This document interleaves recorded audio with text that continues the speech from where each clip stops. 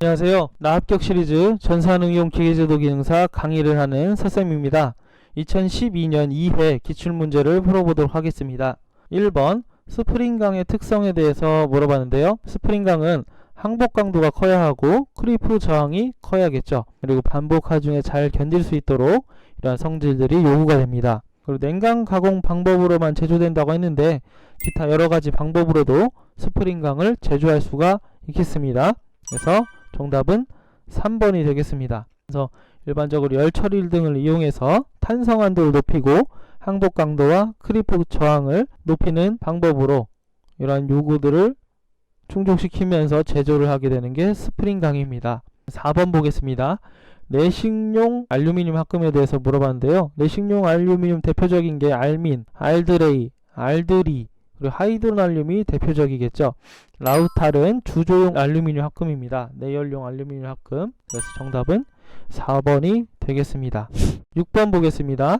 청동의 주성분이 물어봤는데요.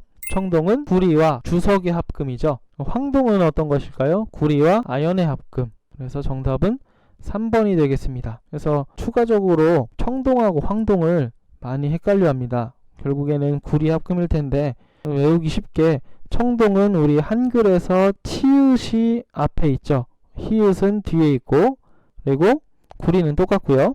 알파벳에서는 S가 앞에 있고 Z가 뒤에 있죠. 그래서 이 짝을 이용해서 치읓이 앞에 있으니까 S가 앞에 있고 히읗이 뒤에 있으니까 Z가 뒤에 있죠. 그래서 이런 형식으로 암기를 하면 더 쉽게 외워질 수 있을 겁니다. 정답은 3번이 되겠습니다. 8번 보겠습니다. 쿼터 이음에서 쿼터 넓이가 10, 높이가 50, 그리고 전달 능력을 주어졌고요. 최대 하중을 물어봤습니다. 여기서 전달 능력이 나왔다는 것은 전달 능력 공식이 있죠.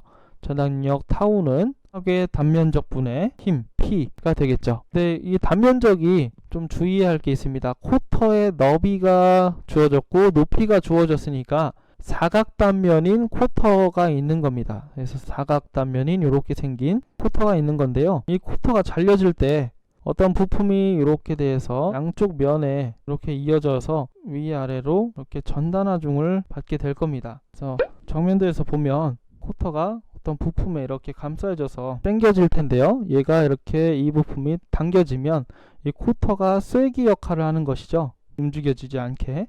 그래서 쿼터가 파괴되는 부분이 이 위의 면과 이 아래 면이 동시에 전단 하중이 걸리게 됩니다. 그래서 단면적이 두 배로 들어가는 것이죠. 그래서 한 부분이 아니라 두 배로 들어가는 것이죠. 그래서 원래는 쿼터 단면을 봤을 때는 옆에서 본 단면이 이렇게 생겼다고 했을 때 너비가 B, 높이가 H라고 했을 때 이렇게 되겠는데 원래 A는 평상적인 같으면 B 곱하기 H 하나로 끝나야 될 텐데 쿼터 같은 경우는 위쪽, 아래쪽을 모두 다 전단하중이 걸림으로 쿼터의 단면적은 2배가 되겠죠. BH 이렇게 됩니다. 그래서 이 부분을 꼭 조심하셔야 됩니다. 그래서 계산을 해보겠습니다.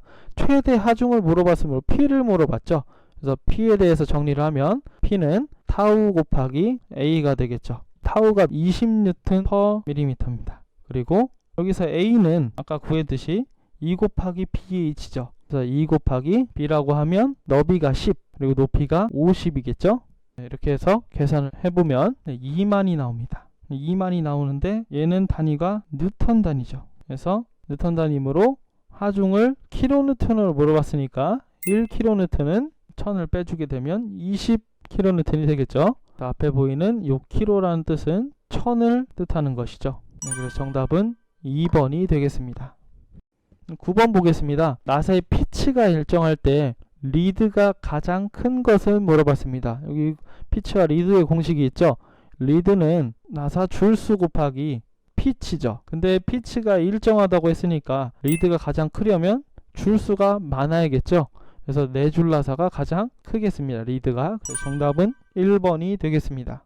다음은 베어링 호칭 번호입니다. 베어링 호칭 번호는 문제에 자주 출제되는데요. 원래 기본적으로 베어링 호칭 번호는 4자리로 되어 있습니다. 근데 이렇게 3자리로 되어 있을 때 앞에 2자리는 60은 계열 번호를 나타내고요.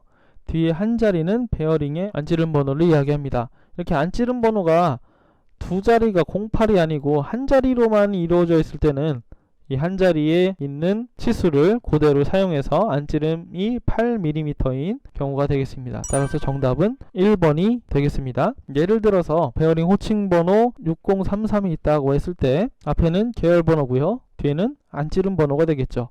두 자리일 때는 33mm 이렇게 호칭을 정할 수가 있습니다. 해설에 보면 안찌름 번호는 안찌름 치수를 나타내고 번호가 04 이상인 것은 수치를 5배에서 얻도록 하고 있습니다. 00은 안찌름 10mm, 01은 12mm, 02는 15mm, 03은 17mm, 그리고 04부터는 계속 5씩 곱해서 이루어지는 것이죠.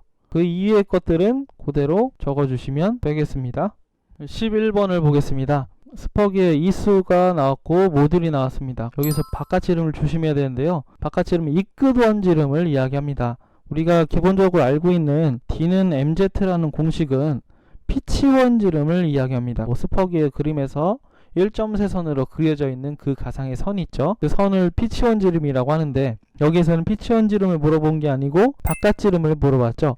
이끄원지름을 물어봤습니다. 그래서 이끄원지름은 공식이 다릅니다. 그래서 이끄원지름은 모듈 곱하기 이수에다가 2를 더해서 곱해줍니다. 그래서 이끄원지름은 이 공식을 써서 풀어주면 되겠습니다. 그래서 모듈이 3이고요. 이수에다가 더하기 2, 42가 되겠죠. 그래서 정답은 126이 되겠습니다. 그래서 정답은 2번이 정답입니다. 13번을 보겠습니다. 마찰차를 활용하기에 적합하지 않은 것은 속도비가 중요하지 않을 때, 명확한 속도비를 요구하지 않을 때 마찰차를 많이 사용하죠. 구조가 간단하기 때문에. 전달하는 힘이 클 때는 마찰차를 이용하지 않고 기어를 사용합니다. 그래서 정답은 2번이 되겠습니다. 나머지 두 개의 보기는 옳은 보기가 되겠습니다.